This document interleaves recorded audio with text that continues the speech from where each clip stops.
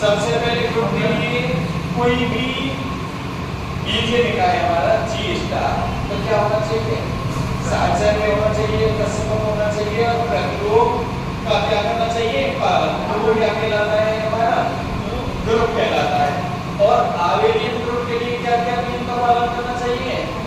क्रम विनिमय नियम का और पालन कर जाए तो वो क्या कहलाता है? हमारा आवेलियन ग्रुप कहलाता है। इसके बाद आपको ग्रुप की स्पेशल कंडीशन क्या होता है कि यदि कोई सेमी ग्रुप है, क्या है हमारा? सेमी ग्रुप है, अगर सेमी ग्रुप किस नियम का पालन कर जाए? निरसन नियम का पालन कर जाए तो वो क्या हो जाता है भैया? ग्रुप हो जाता है।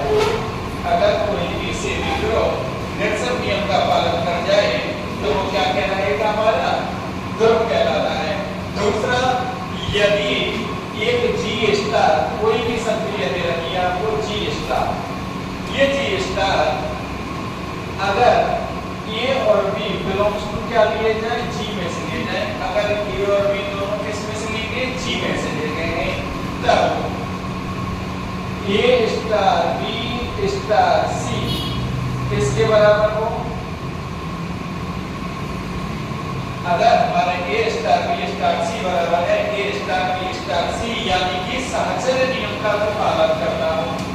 और सेकेंड कंडीशन क्या है कि अगर A B belongs to G के लिए हमारे पास A स्टार X बराबर B तथा Y स्टार A बराबर B के हल कैसे हो? अद्वितीय हो।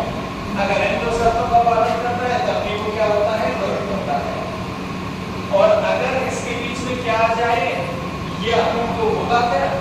नहीं होगा, तो ग्रुप नहीं होता, आवश्यक नहीं है ग्रुप का होना, तो वहां पर क्या नहीं है? आवश्यक। इसके बाद आवेलियन की शर्त थी कि भाई आवेलियन के लिए क्या है हमारा? कि भाई समृद्ध नियम है, साहचर्य है, तत्समक है, प्रतिरोध है और क्रम विनिमय नियम का पालन करे तो वो क्या कहलाएगा? आवेलियन कहलाता है। अगर किसी ग्रुप का प्रत्येक अवयव स्वयं का क्या हो? क्या हो? प्रतिलोम हो। स्वयं का क्या हो? प्रतिलोम हो, तो वो क्या कहलाता है? हमारा आवेलियन ग्रुप कहलाता है। और मैंने बोला भी था आपसे कि थोड़ा सा ज्यादा नहीं पर थोड़े देर करा। दूसरी क्या शर्त थी? सेकंड शर्त क्या थी कि यदि A स्क्वायर बराबर क्या हो? E हो। यदि A स्क्वायर बराबर क्या है? E है, तब भी वो ग्रुप क्या हो जाता है? आवेलियन ग्रुप हो जाता है। उसके साथ साथ कोई भी अगर 6 कोटि से कम कोटि का कोई ग्रुप है तो वो हमेशा कैसा होगा? आवेलियन होगा। यानी कि आवेलियन ग्रुप के लिए 6 से कम कोटि का प्रत्येक ग्रुप हमेशा क्या होता है? आवेलियन होता है। और अगर 6 कोटि या 6 से अधिक कोटि का है तो फिर वो कैसा होगा? हमारा आवेलियन और आवेलियन दोनों हो सकता है, कुछ भी कह सकते हैं यहाँ।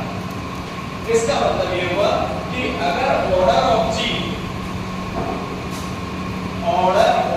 G greater than equal to 6 है तो वो आवेलियन या अनावेलियन दोनों ही हो सकता है, यानी प्रति आवेलियन या आवेलियन दोनों हो सकता है अगर ऑर्डर ऑफ G क्या है? 6 या 6 से अधिक है। तीसरी कंडीशन ये थी कि अगर अनावेलियन के लिए न्यूनतम कोटि प्रति आवेली समूह होने की न्यूनतम कोटि कितनी होती है? 6 न्यूनतम। और ये कैसी कोटि होती है? सम। यानी सम कोटि का अनावेलियन समूह होगा तो वो पहला होगा तो 6 कोटि का होगा। और विषम कोटि का कौन सा होता है? 20 कोटि पर जाके क्या होता है? विषम कोटि का।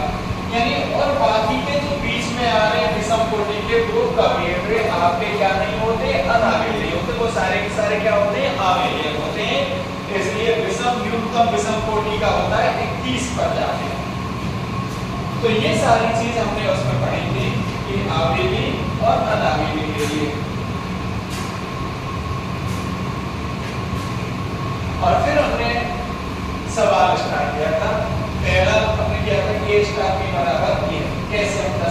बनाते हैं, कैसे साक्षरता सिद्ध करते हैं और कैसे हम उसमें प्रतिलोम निकालेंगे उस तरह से।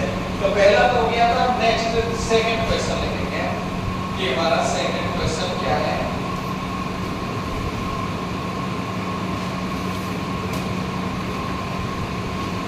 सेकंड क्वेश्चन ये है हमारा कि यदि समुच्च चेर में समुच्च चेर में